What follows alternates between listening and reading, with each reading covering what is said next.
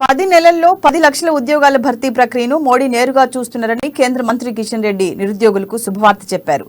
దేశవ్యాప్తంగా 45 ప్రాంతాల్లో పీఎం రోజ్గార్ మేళాను మోడీ సర్కార్ నిర్వహించనుందని వెల్లడించారు.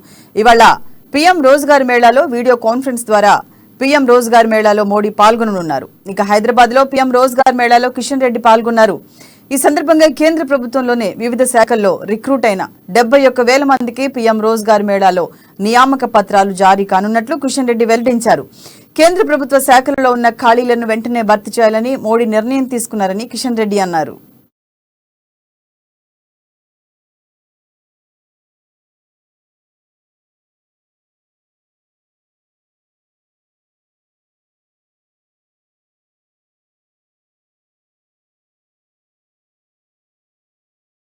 మౌలిక వస్తువుల కల్పన గాని మరింత వేగవంతంగా మనం అనుకున్నటువంటి లక్ష్యాలను చేరుకోవచ్చు.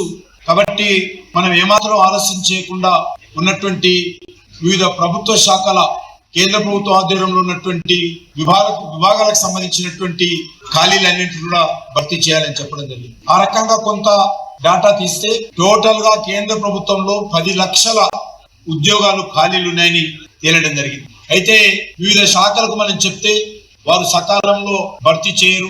వారు కోర్టు కేసులని ఆ కేసులని వాయిదాలు వేస్తుంటారు. మనం చూస్తా ఉన్నాము ఇక్కడ ఉన్నటువంటి తెలంగాణ ప్రభుత్వంలో ఏమవుతుందో. క్వశ్చన్ పేపర్ కూడా మరి public service and question paper కూడా మనము ఏ రకంగా లీక్ అయ్యి అనేక మంది విద్యార్థులు ఏ రకంగా రోడ్డున పడ్డారు.